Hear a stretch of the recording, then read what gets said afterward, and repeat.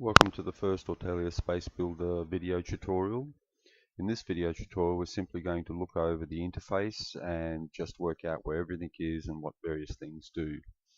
So let's start up here in the top left hand corner where we have our file menus, and these are typical menus. So under the file we have create a new gallery space, open an existing one, save a gallery space or save it as a different name, or exit the application. The edit menu simply gives us access to undo and redo, so they can be also carried out using the shortcuts Control plus Z to undo and Control plus Y to redo. The view menu allows us to switch between plan view, which we're currently in, and preview mode. Now you'll note that at the moment there's nothing in the default landscape. We haven't created a gallery space. Okay, so Control P will take us back to our plan view. Under the Help menu we have the particular version of SpaceBuilder that you're using, access to the Ortelia website, and of course to bring up the Help menu. This is our primary workspace here, and in here we do all of our building of our gallery space.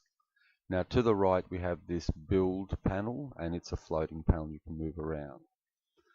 The first tab we have enabled by default is the external shape. So when we create a gallery space, we actually create initially the external space or the external walls, and then we fill in. So this button allows us to add a space. This button allows us to remove a selected space. In addition, here we can set the height of the ceiling height of that particular space. So you may have a situation where gallery 1 space is 300 centimeters high, or 3 meters, whereas gallery 2 space is 2.5, and you can do that. Finally, we have here a range of floor coverings that you can lay down for added ambience if you like, or if there's something here that's close to your gallery space. The next tab is the Walls tab. So this is typically used after we've created our external shapes, and we use the Wall tab to create walls, to detach walls, to split walls into one or more pieces, or to delete a wall or section of wall. Each wall can be given its own individual height in centimeters and its thickness or width in centimeters.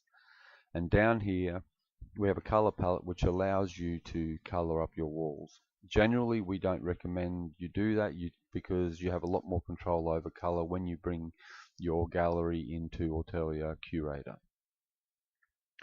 Under the Inserts menu, we have an Add Insert and Remove Insert button. Now, inserts are essentially things such as windows, doorways, a hole in the wall, a fixed door, which can be a closed door.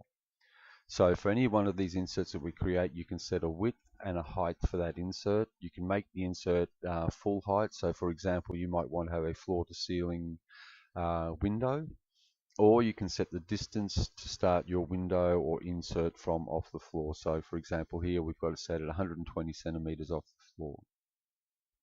The repeat horizontal and repeat vertical effectively allow you to add more panes to a window. So you could have a pane that has 3 vertical repeats and 1 horizontal repeat, for example.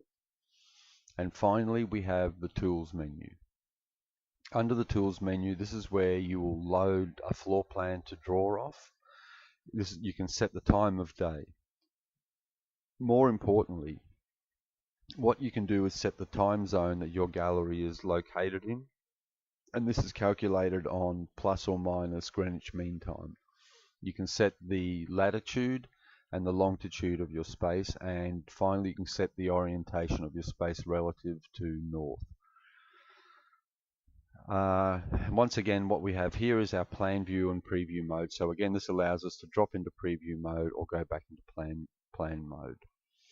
Finally, we can display our wall codes. As you build walls inside a gallery space, codes will be automatically associated to it, and whichever particular wall you have selected, the relevant wall code will show up in here. And that's pretty much all that's involved in the Ortelia SpaceBuilder interface.